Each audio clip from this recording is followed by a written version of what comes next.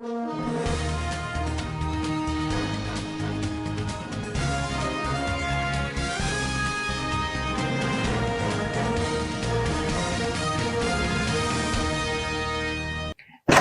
and welcome to Standard Voice Television Global News. Today, 8 July 2026, equivalent Islamic calendar, 22nd Muharram 1448 after the Hijrah of the Noble Prophet.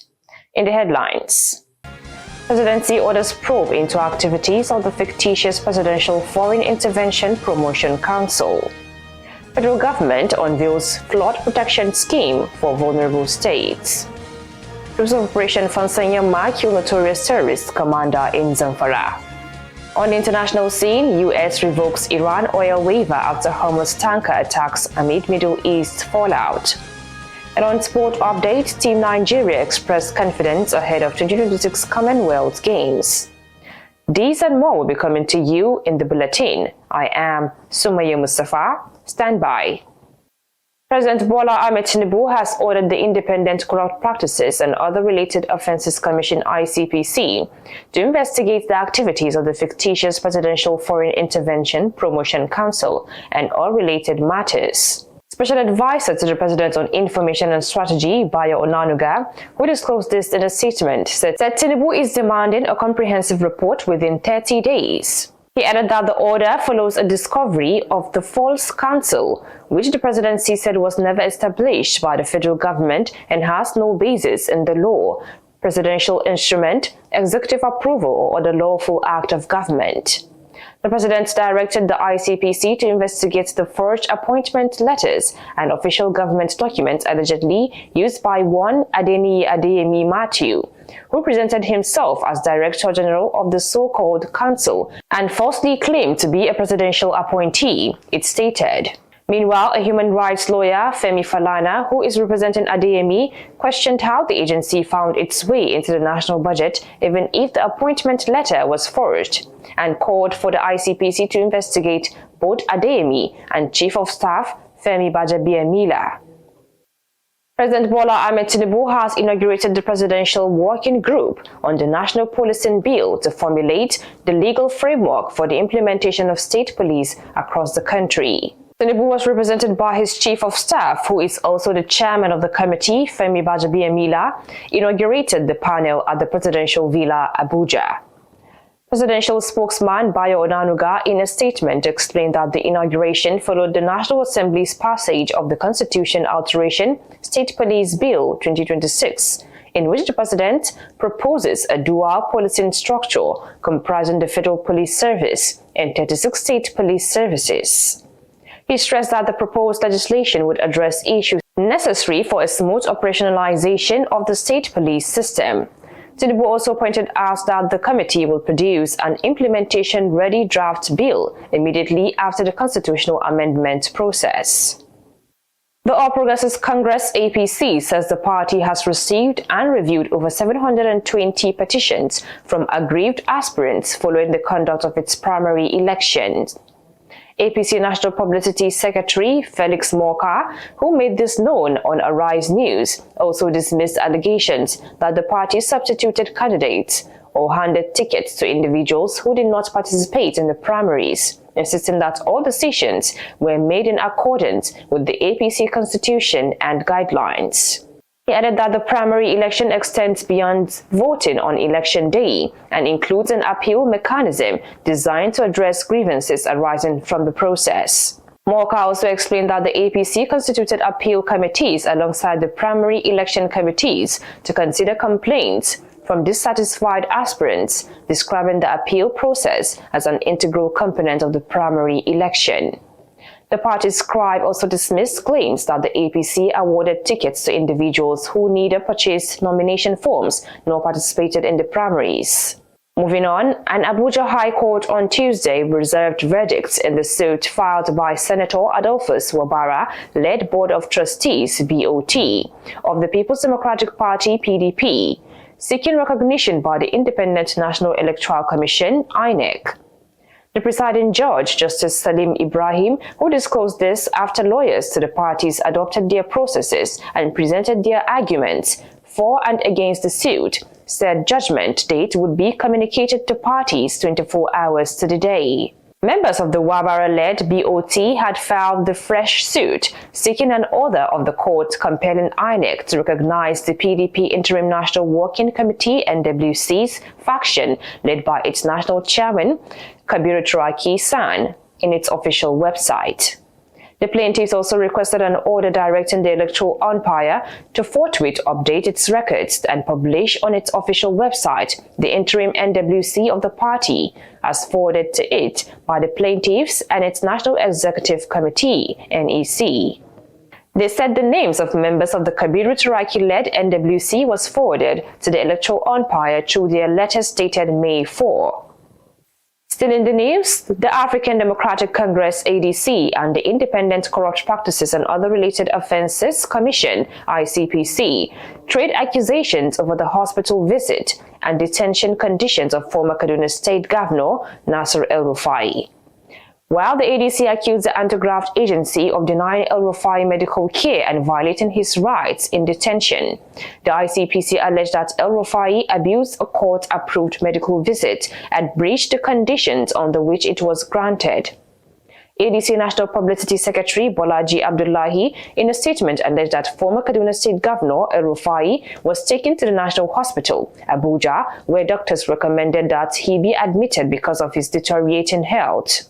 The ICPC officials, however, rejected the recommendation and insisted on returning him to custody. The ADC further claimed that protests by El-Rufai's wife and personal physician over the decision led to a confrontation during which his wife was assaulted and the doctor arrested. Moving on, the federal government is making moves to reduce the risk of flooding through its disaster risk reduction strategy, following a review of the 2026 annual flood outlook. The Director General of the National Emergency Management Agency, NEMA, Zubaida Umar Abubakar, made this known in Abuja during a two-day technical workshop on the Riverine Household Flood Protection Pilots exercise. The initiative is a partnership between NEMA and Pula Advisors, which will see 100,000 households benefit from the pilot phase in Anambra, Benue, Kebbi, and Kogi states, all listed among the high-risk and most vulnerable states. The country director, Mike Enahoro, on behalf of Pula Advisors, said its leadership had been talking with Pula Advisors to find a lasting solution and reducing the impact on people vulnerable to floodings. Also, the Anambra State Commissioner for Agriculture, Benjamin Chucks, said the people of the state, who were among the worst hit by flood disasters, would welcome the development. The news is coming to you on Standard Voice Television. Still to come in the news. Troops of Operation Fansanyama killed notorious terrorist commander in Zamfara.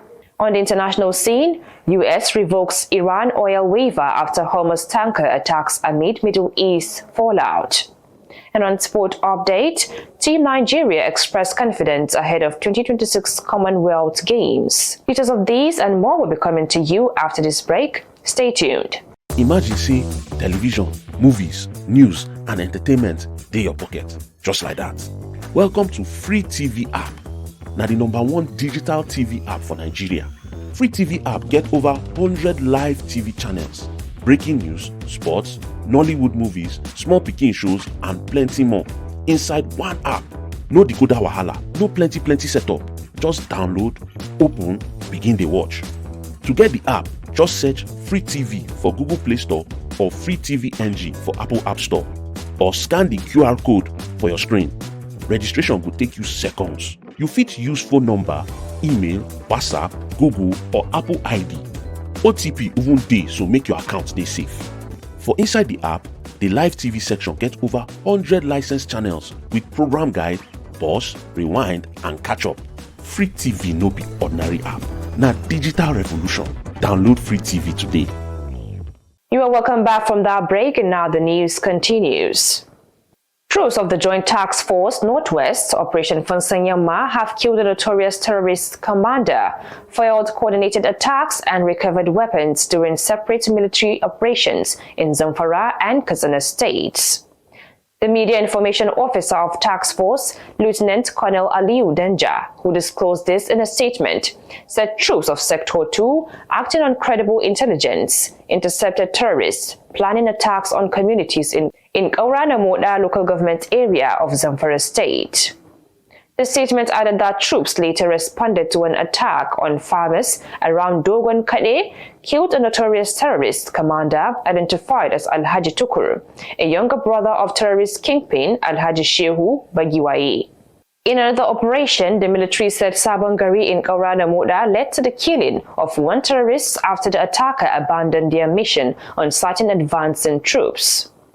Also in Katsina State, the statement said troops on a fighting patrol engaged terrorists along the Dan Musa to Entomaki axis in the Musa local government area, forcing them to flee while recovering 2 AK-47 rifles, 2 magazines loaded with 25 rounds of ammunition, and a motorcycle. Still in the news, the federal government has advised to stop the policy of rehabilitating and reintegrating former Boko Haram members into society and ensure that perpetrators of terrorism and banditry are arrested and made to face the wrath of the law. The Senate made the call following a motion of urgent national importance on rising attacks, kidnappings and killings of serving and retired military personnel, sponsored by the chairman, Senate Committee on Army, Abdulaziz Yar'Adua, during plenary. The Senate also condemned the worsening insecurity in Nigeria, describing it as increasingly complex, persistent and alarming, manifesting through terrorism, insurgency, banditry, kidnapping, attacks on communities, and continued loss of innocent lives across the country. It resolved that the upper chamber leadership will immediately constitute a delegation of senators to visit the family of the late general, the Katsina State government, and the Nigerian Army to convey its condolences. Debate on the issue drew contributions from senators across party lines, reflecting deep concerns within the National Assembly over a security crisis that has in recent years expanded beyond its traditional northeast epicenter to touch virtually every zone of the country. The Nigeria Center for Disease Control and Prevention (NCDC) has reported 65,759 suspected cases of diphtheria and 2,229 deaths since the outbreak began in 2022. The center also underscored the continued threat posed by the vaccine-preventable disease despite recent gains in containment efforts. NCDC latest figures is coming as Medicine Sans Frontiers, MSF, also known as Doctors Without Borders, announced the conclusion of its 3-year emergency response to the outbreak in Kano State, one of the country's hardest hit states. MSF Communication Officer Abdul Karim Yakubu, who disclosed this in a statement, stated that the organization partnered with the Kano State Ministry of Health to conduct 2 rounds of mass vaccination against diphtheria, administering more than 835,000 vaccine doses to children across the state. According to MSF, Kano accounted for a significant share of the national burden, with the State Ministry of Health recording more than 31,900 suspected cases and over 1,260 deaths, most of them children between March 2022 and 22 March 2026.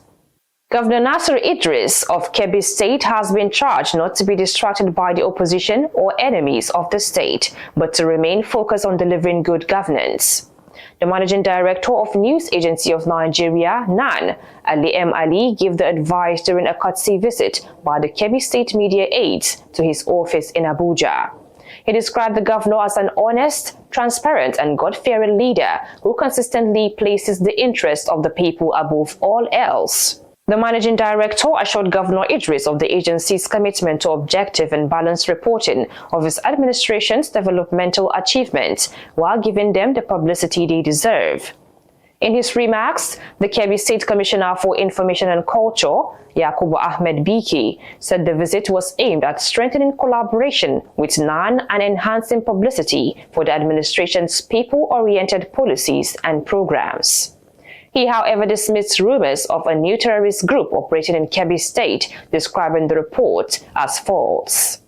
And on the international scene, the United States has revoked a provisional sanctions waiver for Iranian oil after 3 tankers were struck in the Strait of Hormuz, raising pressure on Tehran as it negotiates with Washington over ending the Middle East war. The U.S. Treasury Department cancelled a license announced in June that had allowed Iran to produce, sell and deliver crude oil and related products through August 21. A U.S. official who pleaded anonymity told AFP that Iran's actions in the strait were wholly unacceptable to the United States and will be met with consequences. The official said the U.S.-Iran Memorandum of Understanding was entirely performance-based, warning that Tehran would see benefits only if it is showed good behavior, but U.S. negotiations were continuing to work in good faith towards a final deal. All three vessels were struck close to Oman, which had proposed a temporary transit corridor hugging its coastline, an initiative opposed by Iran as it seeks to impose fees on ships using the narrow waterway. And lastly, on Sport Update, Team Nigeria athletes have expressed confidence ahead of the 2026 Commonwealth Games after settling into a world-class training camp at the Aberdeen Sports Village in Scotland, insisting there are no excuses as they intensify preparations for the Games. Team Nigeria captain and Paralympic champion Folashade Oluwafemi led the athletes' commendation as they began the final phase of preparations for the 2026 Commonwealth Games at the Aberdeen Sports Village in Scotland. The Commonwealth Games will hold from July 23 to August 2 in Glasgow, with Nigeria set to compete in 10 sports through a 74-member athlete contingent. The Nigerian contingent commenced training on Monday, with athletes making use of the venue's internationally accredited facilities as they fine-tune preparations for the Games. On his part, the Director General of the National Sports Commission, Bukola Olapade, said the choice to camp at the facility was aimed at giving Team Nigeria the best possible environment to prepare for Glasgow. Finally on the news, here's a recap of the top stories again. Presidency orders probe into activities of the fictitious Presidential Foreign Intervention Promotion Council. Federal government unveils flood protection scheme for vulnerable states. Troops of Operation Fansanyama kill notorious terrorist commander in Zamfara. On the international scene, U.S. revokes Iran oil waiver after Hormuz tanker attacks amid Middle East fallout. And on Sport Update, Team Nigeria expressed confidence ahead of 2026 Commonwealth Games. On behalf of the news editor, Iliadamu Auta, and the production crew, I am Sumaya Mustafa, thanking you and bye for now.